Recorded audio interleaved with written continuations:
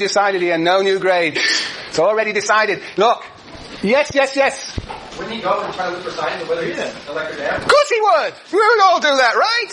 He would. Jason wouldn't. He'd be like Ariana. So, that's great. I still love it. Ariana and Jason would sort of, what the hell? It's all determined. Nothing I can do.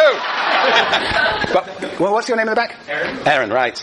Aaron number 2. We decided that last time, right. Aaron number 2. Yes, Aaron number 2. We'll see what Aaron number 1 will do. But Aaron number 2 clearly is so panicked about going to law school or not that he will look for signs of his faith. And will actually, what will he do? He will probably go, well, how would you go to section? What would you do in section? Yes, you would work much harder. You would do all the extra assignments. You would do all the reading. You would repeat what the GSI says and be very inventive what you're doing before you, just to demonstrate to yourself that in fact, to see the signs, to see in fact that you are saved. There must be those signs. And you would look and see whether Abigail's smiling at you or not. So you want to smile from her, so you'll perform particularly well. You'll lead all the groups. Yes. Right. Anyway, that's the idea. That's the idea that Weber's trying to transmit here, is that predestination creates such an anxiety that one looks for signs.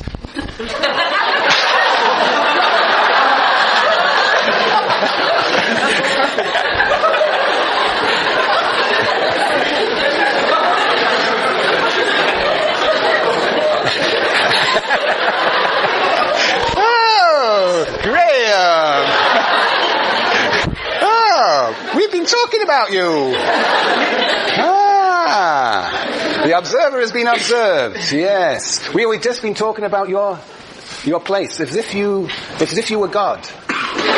And therefore, that's why the only reason we could imagine you were invisible here is because you were God, and so and held the destiny of, who was it? Jason number 2 in your hands. And how Jason number 2 would act, knowing that you held his destiny in your hands. Yes. Okay, but we were a bit flummoxed. Right. Anyway, alright, very good. Look, that's the point of this predestination. Salvation is unknown, and so we intensively engage in activities for the glorification of God on earth. Page 108. After footnote 31, the middle of the page. The world exists to serve the glorification of God, and for that purpose alone. The elected Christian is in the world only to increase this glory of God by fulfilling the commandments to the best of his ability. But God requires social achievement of the Christian because He wills that social life shall be organized according to His commandments and according with that purpose. The social activity of the Christian in the world is solely activity in the glory of God. This character is hence shared by labor in a calling which serves the mundane life of the community. Yes, and so therefore on page 117 he talks about how the Calvinist must pursue a life of good works. You don't just sin and then you confess, sin, confess. You have to have a life of good works. There is no possibility of confessing and being redeemed, atoning for one's sins. So 117, 117. Towards the middle of the page, well, he could not hope to atone for hours of weakness. So that's Psalm 2, 4, 6, 8, 10, 12, 13. 14 lines down. He says he could not hope. Now we're talking about the Calvinist. 2 lines before. Calvinist was doomed by an inexorable fate, admitting of no mitigation. For him, such friendly and human comforts did not exist. He couldn't atone for his sins by confessing to the priest. He could not hope to atone for hours of weakness or of thoughtlessness by increased goodwill at other times, as the Catholic or even the Lutheran could. The God of Calvinism demanded of his believers not single good works, but a life of good works, combined into a unified system. There was no place for the very human Catholic cycle of sin, repentance, atonement, release, followed by renewed sin. Nor was there any balance of merits for a life as a whole, which could be adjusted by temporal punishments or the Church's means of grace. The moral conduct of the average man was thus deprived of its planless and unsystematic character and subject to a consistent method for conduct as a whole. Okay. Good. So, that is the idea of predestination. It leads to a life of good works. And what does Weber say? Weber says that Calvinists have to assume, he says on page 111, that one is elect or, and this is the point, Ariana, that you have to assume you're either elect or damned. You have to accept that distinction, and you are obligated to think that you are actually elect, which is a step that you're not prepared to make. You are obligated, as part of the community of Calvinists, that you are actually elect. He says that on page 111. And shall we not read? And then, as we suggested before, as he says on page 112, this leads to a high level of anxiety because you never really know whether you're elect or damned. And then you look for signs, he says on page 115. For example, 3 lines from the top on 115, he says, Thus, however useless good works might be as a means of attaining salvation, however useless, for even the elect remain beings of the flesh, and everything they do falls infinitely short of divine standards. Nevertheless, they are indispensable as a sign of election. They are the technical means means not of purchasing salvation, but of getting rid of the fear of damnation. In this sense, they are occasionally referred to as directly necessary for salvation. But the whole point is to be able to live a normal life as a Calvinist. One is in continuous search for signs that one is saved, even though one knows it's all predetermined before. This is a psychological problem that Calvinist has, and the only way to resolve the anxiety is by active engagement with the Word and behaving in a way that makes one feel confident that one is indeed saved, when in fact one hasn't a clue. Yeah. Yes. So the point is, it is not that Calvinism requires people to actively engage in a world for the glorification of God. It's not you're just supposed to do that for the glorification of God, but Calvinism leads to this psychological mechanism in which anxiety produces this frenzied engagement, this frenzied activity. And what is this frenzied activity if you're a capitalist, Jenny? What is this frenzied activity that you engage in as a capitalist? Pursuit of profit. Obsessive pursuit of profit. Making money for money's sake. Accumulate. There's no other way to explain this absurd thing of making money for money's sake. It is, in fact, the way in which the Calvinist, or the Calvinist capitalist, is able to actually assuage his or her anxiety.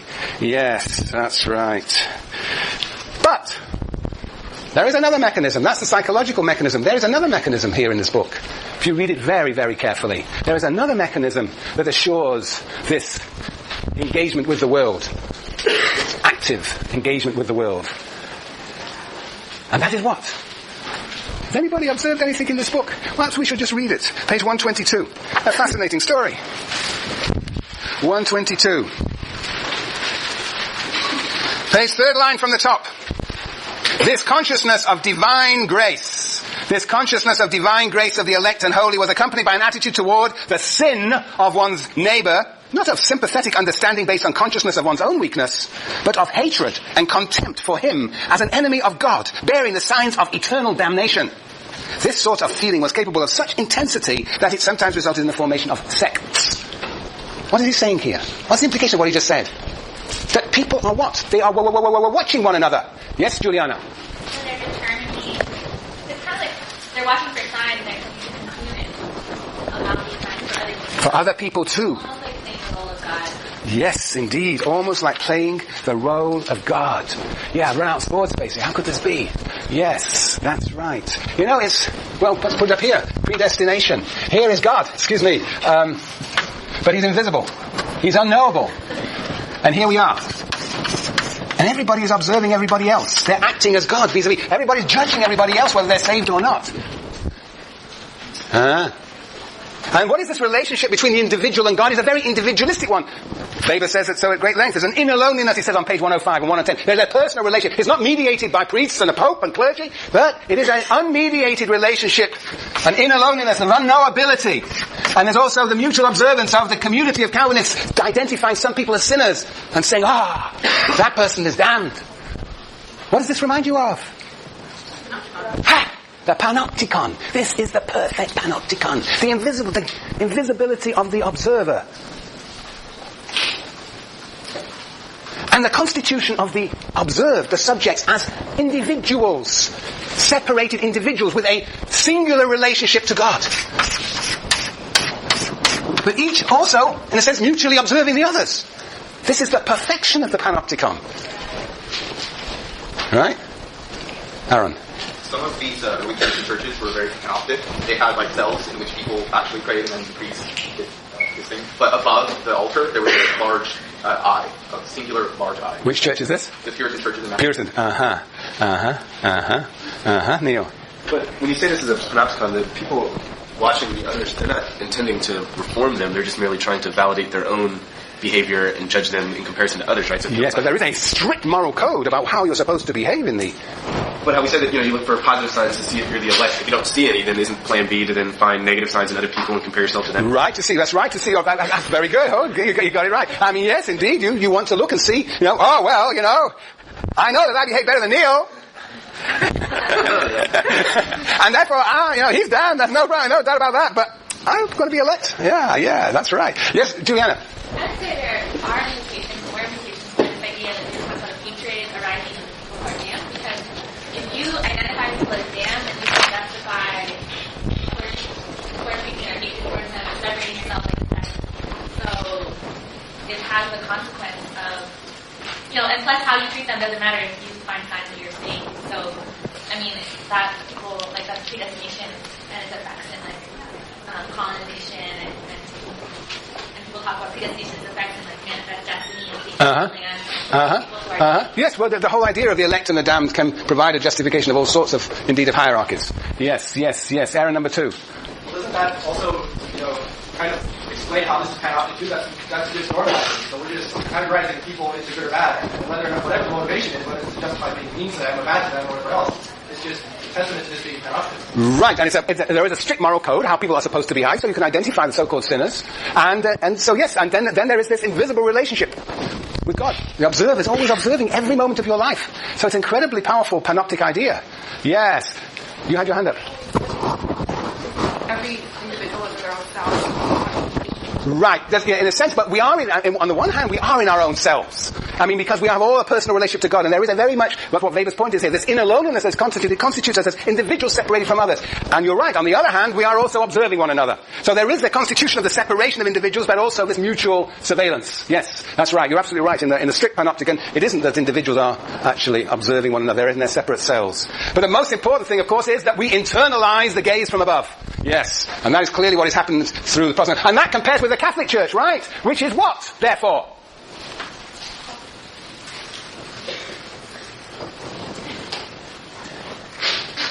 What's the Catholic Church? Jane? Well, no, I mean, this is a disciplinary society. This is the discipline. This is the panopticon, is the model of the disciplinary society. What is the Catholic Church, Sonny? It would be a show of sovereign power. It could be a show. In what sense? That. Juliana? That, Who's the sovereign? God. Who's the sovereign? The Pope. The Pope and the clergy. It is a completely different sort of power, one might argue. That there is not disciplinary power, but sovereign power. Sovereign power. Yeah. Yes. The sort of public. Is there an equivalent of the execution of Damien in the Roman Catholic Church? Excommunication. Pretty public, yeah. Yeah, I think there's a very close analogy between, on the one hand, sovereign power in the Roman Catholic Church and disciplinary power in Protestant. Therefore, it's not surprising that Protestantism should be the foundation of modern society, right? The next section, we haven't got to, is a very empirical section, because there, Weber having now shown the link between Protestantism and particularly Calvinism and the accumulation of capital, that's a theoretical argument. He then shows empirically that if you look at the preachings of the Presbyterian clergyman Baxter, for example, what you find is that the preachings of the Protestant church are indeed that of the spirit of capitalism. We see in the church clergymen of the Protestant church actually commanding us to behave like good capitalists. And we'll talk a little bit about that and the distinction between the origin and reproduction of capitalism, and then we'll get on to bureaucracy. And have a good, productive, fruitful, surveilled break. What can I do?